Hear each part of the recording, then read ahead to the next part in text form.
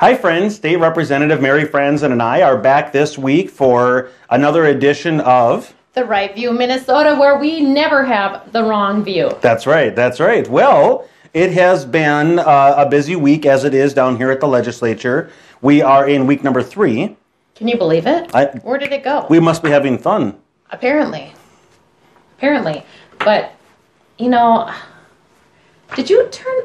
It's a little chilly in here today. I do feel the draft. What's going on with this weather? We'll have to ask the engineering to see what's going on here. I think it's beyond the engineering's help, but we do we'll have... talk about that later. That's right. And we do have a special guest that will join us here in a few minutes. So excited. Exactly. This special guest is one of my favorite members. So hilarious every time. He's just the best. So you're in for a treat.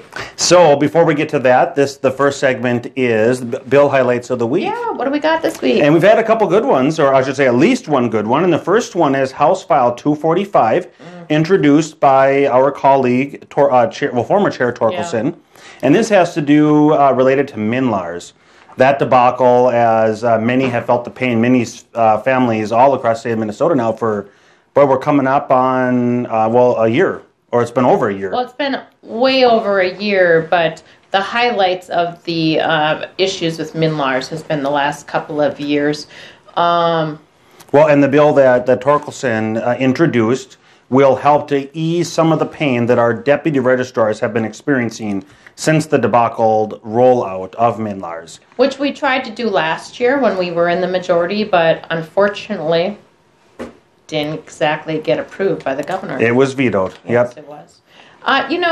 Interesting about the MNLARS, this is the same government that believes that they're going to be able to run our health care. That's right, exactly. And you think about the registered deputies needing some assistance because of the debacle. Can you imagine what the health insurance or the health plan that the Democrats have in store for us, what that's going to do to our rural hospitals, what they're going to be coming to us for help alleviating those payment don't worry though, because the Democrats have promised, just trust us, right? That's what they're saying. Right. I'm going to trust them. And actually, our special guest, this is also his background. Yes, it is.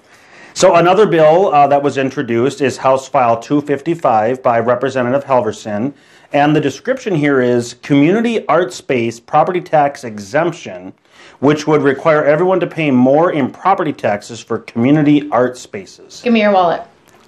It's already empty. What? but that won't matter when it comes to government. It's not going to matter. They want more and more, and to fund community art spaces. Why is government in the business of art? Crickets. So many comments. Totally. Well, let's jump into our special spotlight guest of the week, and it is, drum roll, Representative Glenn Gruenhagen. Hi, Mary. Hi. Thanks for joining us. Hey, it's nice to be on the air here with my fellow colleagues and conservatives fighting for what's right for Minnesota citizens and businesses. You know what we need? We need one of these besides sound a heater? things. Well, we need one of these sound things, so when we introduce our special guests like Representative Gruenhagen, we can have people clapping and we need an audience. We do. We need an audience. Just not a Jeb Bush thing. Please clap. Please clap. Not one of those. Never gets old. But Representative Gruenhagen, do you feel a draft? Just slightly, yeah. It is cold in here. I'm not sure it's what's coming going from the left side of this room. There we go. Yes. Well, speaking of the left side of the room, did you guys hear what Congresswoman Alexandria Ocasio-Cortez had to say?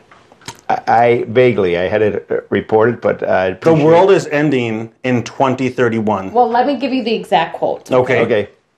Millennials and people, Gen Z and all their folks that will come after us are looking up, and we're like, the world's going to end in 12 years if we can't address climate change. And your biggest issue is how are we going to pay for it? What do you have to say about that, Representative Gruenhagen? Well, Earth Day, the modern environmentalist movement was initiated in about 1970 with the first Earth Day. Okay, so it's kind of born then. Nor was I. It's good to look back at some of the predictions in 1970 about the environment and what the so-called experts and the environmentalist movement predicted as far as our civilization and our world is concerned. I've got 18 of them. I'll just read a couple of them. Okay. Do so. Okay. One of the first things said by Harvard biologist, now obviously he should know something, Harvard biologist George Wald in 1970, he estimated that civilization will end within 15 to 30 years. And that was in the 70s? That was 1970, unless immediate action against problems of pollution facing mankind were addressed. Then... Are we still here? Yeah, we're still here. Okay. That means by the year 2000, civilization should have ended. Yeah. 1906, Ehrlichman, and he wrote the population bomb, he predicted, again, in 1970, he sketched out the alarmist scenario that between 1980 and 1989, 4 billion people, including 65 million Americans, will perish in the great die-off. Okay. Okay. That was his prediction in 1970. Is that related to food? I mean, maybe he knows Alexander Cortez because she evidently missed this one. Well, I can tell you what, as you can look at me, I am far from starving, and we're long past that date. So. Well, we're going to talk about that later, about starving. Okay, now listen to the founder of Earth Day, Dennis Hayes. He predicted in 1970 it is already too late to avoid mass starvation. Yeah, but doesn't he have an interesting history himself? Yes, he does. Okay. In January of 1970, Life magazine reported scientists have solid and experimental and theoretical evidence to support the following predictions. In a decade, in other words, from 1970 to 1980, urban dwellers will have to wear gas masks to survive air pollution. By 1985, air pollution will reduce the amount of sunlight reaching the Earth by 1/2. Well, there's no need for sunscreen then. Exactly. And again, these are the environmentalist movement. Wow. That. Well, what changed? What changed is they were wrong. Okay, and American technology tends to solve pollution problems. So, Representative Gruenhagen, so my understanding then is from the 70s, they predicted global cooling, right? Yep, that's coming up here. Then they predicted global warming. Yep. And now, because neither of those came true, they were patently wrong. Amen. Now it's just global climate change, so whether it's hot or cold or whatever. Here, I'll give you, whether it's hot, that's why they call it climate change rather than global warming, okay? Because the climate changes every day all around the world, all right? They can't be wrong. Okay, here's ecologist Kenneth Watt. He told Time magazine that at the present rate of nitrogen buildup, it's only a matter of time before light will be filtered out of the atmosphere and none of our land will be usable in 1970. Well, now our coffees in our alcoholic beverages have the option of having nitrogen added to them. There we go. There you go. Okay. Here, this is Paul Ehrlichman again, the author of The Population Bomb, warned in May 1970 that Americans born since 1946, okay, that would be me, and I think both of you. 19 what? 46, born after 1946. Oh, yeah, okay. They will have a life expectancy of only 49 years. Oh, gosh. Okay. It's worse than I thought. It's worse than I thought. I got 8 years. Oh, less than that. I turned 42. I'm 60. I'm over 65. So why are you still here? I don't know. So, Representative Gruenhagen, I had the privilege of sitting behind you last session, and in the row immediately behind you. And you've had some interesting floor conversations in regards to global climate change or the attempts to pass resolutions. I distinctly remember a resolution a couple years back that all three of us were on the floor. Mm-hmm. What were some of the highlights that you've spoken on the Well, what House people floor? have to understand about our government and the printing up of trillions of dollars, it has corrupted so many areas of our economy and society. And one of the areas of corruption is the scientific method and scientific research. In fact, there's some educators in Stanford that have actually formed some type of an agency to look into all the fraud in scientific research. Now, if we look at global warming, they received between 2010 and 2013, according to three eminently qualified scientists, global warming researchers received $63 billion from the federal government to come up with evidence for global warming.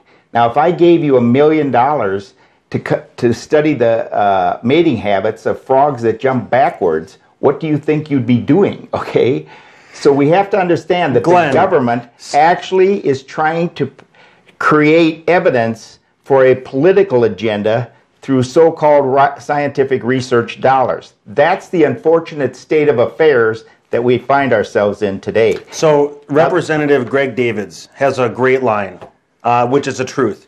If you want something to occur, subsidize it. If you want it to end, if you want a behavior to end, tax it. But if you want to promote a behavior, subsidize it.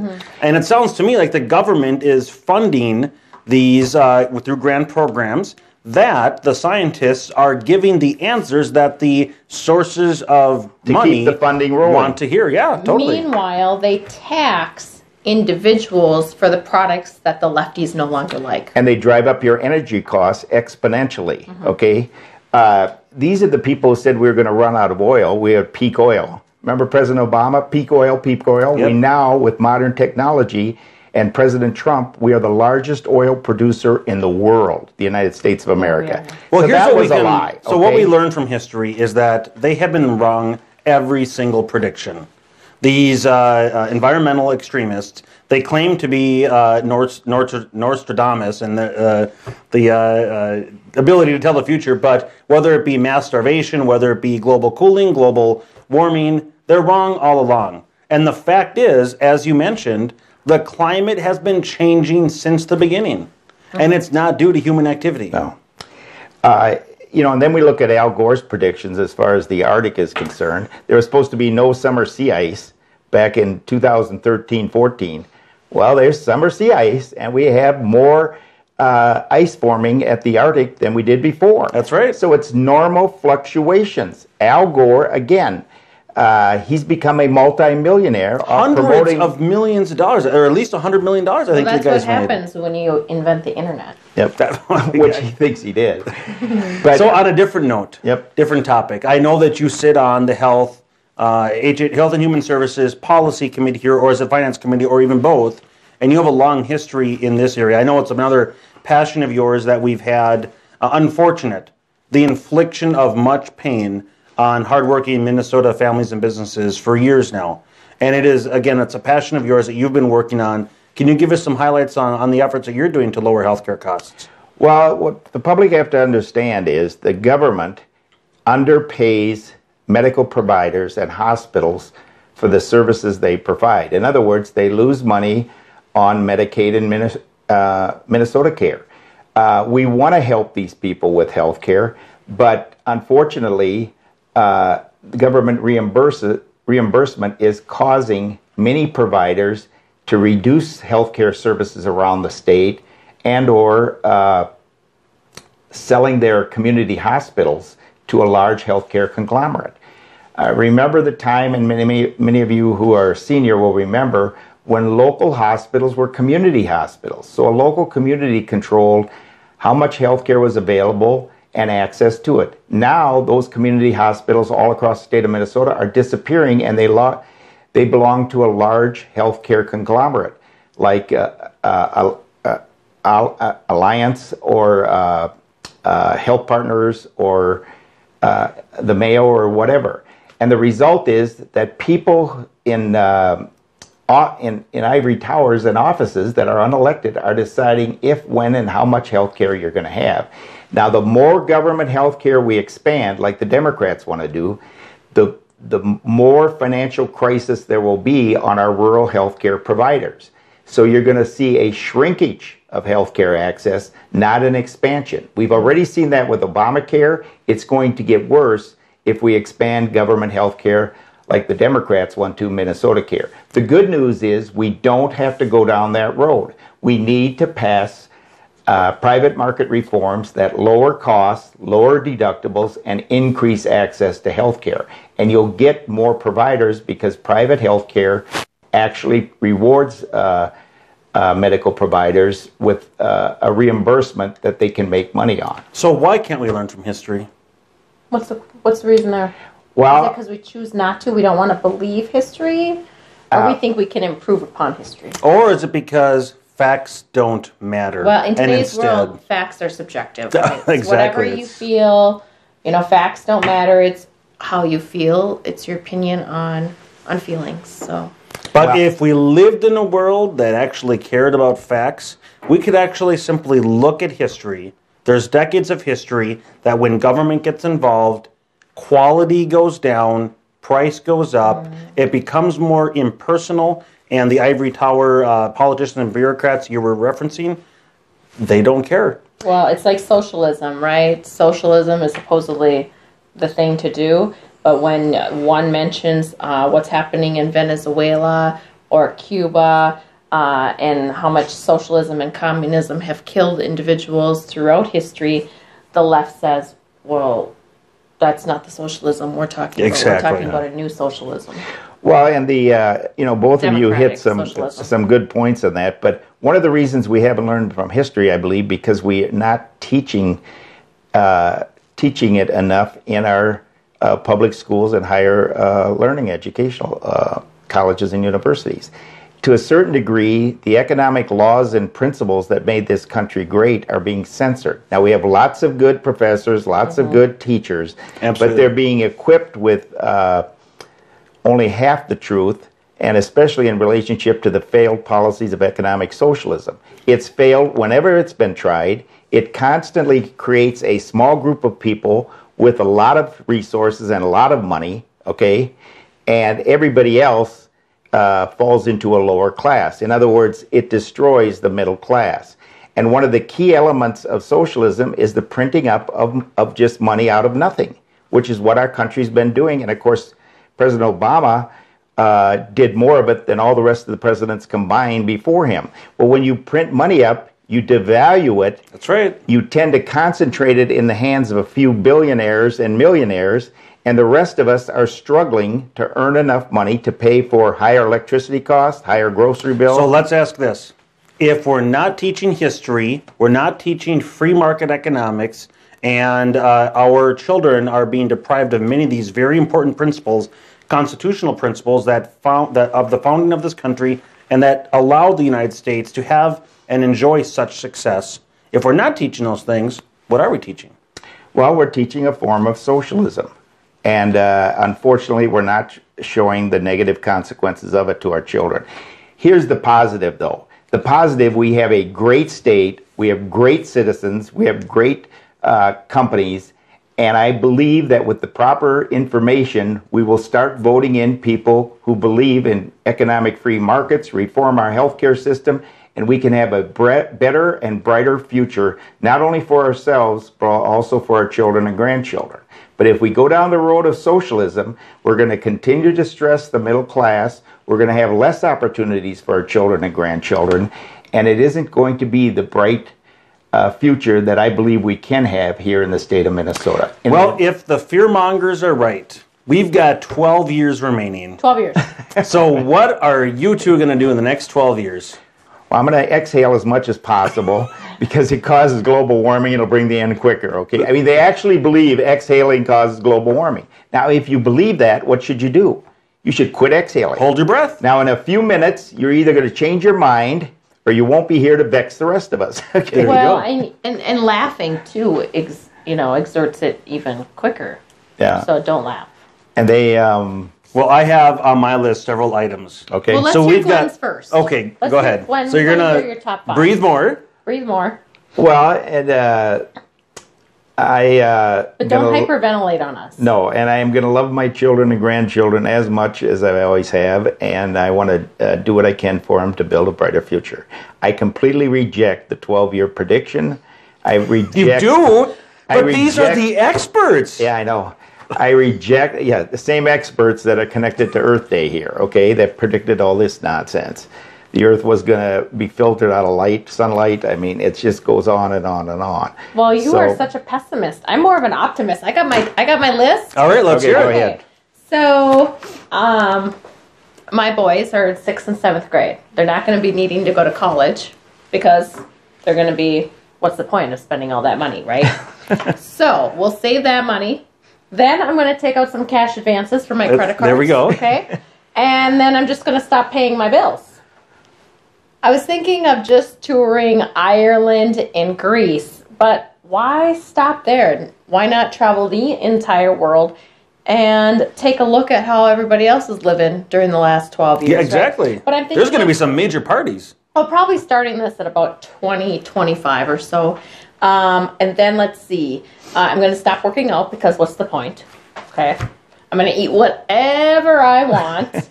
And what else? I don't know. I mean, I figure if you're traveling the world, you're going to be doing a lot of stuff during that time. So I guess I'll just fill in the rest. But kind of excited to spend the next 12 years with my kids. Wondering, should I pull them out of school now and just live it up or what?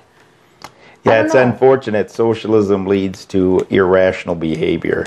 And claiming that you know when the end of the world is going to be is irrational. But AOC is one of the leaders of the Democrat Party now. Don't be a doubter. Yeah, as a leader, you would think obviously, her party knows what she's talking about. Absolutely. 12 years. Well, my list, so in the next 12 years, I figure I'm going to start smoking. Why a couple cigarettes? Why even a pack? I'm thinking 3 to 4, maybe even 5 packs a day. But you're going to need a lot more smokers. There you go. I've already got a good start. Yes, you do. Good start on that one. I have always wanted to buy a mansion. And we have had a great precedent here of buying houses that we can't afford. So I'm thinking go to some tropical area and buy a mansion I can't afford. That's not a bad idea. What island would you... Boy, something in the Caribbean. Okay. Something in the Caribbean, but with the sun, maybe the sun will be dimmed and I won't quite get the sun tan or the sun burn. You might have to go to the equator. What about, have you thought about Florida at all? Maybe. Okay. Maybe. Everything's on the table. Wonderful. I mean, why stop at one? Right. Why not both or everything? I mean, if I can't afford it, who cares? Marco Island is beautiful. I spent one night there and on our way back from Key West a number of years ago. And Marco Island, the beach there is stunning, beautiful homes. Homes that I personally cannot afford, so that's not a bad idea. The only prerequisite, I can't afford it. That's really the only condition. Okay. There we go. Skydiving. I've wanted to skydive, or maybe even bungee jumping. I've wanted to do both. Why choose? Do both. So I'm going to do both. Eric went skydiving. He went house shopping. But, okay, how about this one? Dye my hair blonde. Oh, okay, but only if you better ask your wife first. Only if you alternate. The few that I have remaining, anyway. Only if you alternate it. I'm thinking some kind of pattern, maybe. Yeah, absolutely, some kind of pattern. It's so blonde. We could do like a bumblebee theme. Totally. Or if we were talking last week about our silvers, right? You could do like a zebra pattern. I love both those actually, and that'd be fun. I mean, then we could figure it out. Like you could change it up monthly. And what's your hair like? What's your jacket going to be? Right? The hair can match the jacket. That's right. And it wouldn't matter because I can burn my hair because at that point, again, 12 years. What's the difference? Exactly. I have always wanted to learn to speak Hebrew. Well, in 12 years, we'll be meeting him. That's right. That's right. So that's on my list. And then I was thinking, the last one on my list here, I was thinking maybe introduce a bill to eliminate any and all taxes. So I might do that, but in addition to, while we're waiting, just stop paying taxes. Well, that gives you more money to do what you want to do in the next 12 years. And less money for what the government wants to do. Right. That's right. The global warming crowd calls us global warming deniers. I call them unscientific frauds and liars. They use research, manipulated data to try to say the sky is falling, the Chicken Little outfit, and I need more tax dollars. That's right. They're always looking for more taxes. And in that case, they're always driving up the cost of all we pay for. And we're getting nothing out of it, okay? Whether it's windmills or solar panels or whatever it might be. Because we have no way to store that energy and provide baseload energy. Okay, climate change denier. There are some exciting events next week. Okay. So at the Capitol here. So on Monday, it's Girl Scouts Day at the Capitol. I hope they bring some cookies. Absolutely. I love the mint ones. I forget what they're called, chocolate mints. I'm more into the caramel ones. Yeah. The Glenn? Either one's fine with me. I've bought both. Well, why choose? In fact, you're right. 12 years. 12 years. And as a matter of fact, I'm going to eat whatever I want. So bring me all of them. There we go. ABATE of Minnesota's Biker Day at the Capitol. That's on Wednesday. Yeah. Absolutely. They are a friendly group. They are great. They'll be walking all over. They'll pack your office. It's awesome. A lot of friends who have motorcycles. And then on Thursday, that's a fun more one. Food. It's Minnesota Milk and Ice Cream Social. Yes. Thank you, dairy farmers. Yes. And we spoke about chocolate, vanilla, strawberry last week. It's a controversial topic. You weren't here, so which one do you dare reveal is your favorite? It's controversial. No matter what your answer is, some people are going to be mad at you. Strawberry. Strawberry Well, that favorite? Interesting. All I right. like the chocolate and vanilla. Well, we want to thank everybody for tuning in for another episode of the Right View Minnesota. Thank you, Representative Gruenhagen. Hey, thanks for showing being here. This week's show, and Representative Lucero and I look forward to next week. We have an exciting guest on the line with No, don't say it. No, cliffhanger. Okay. Cliffhanger.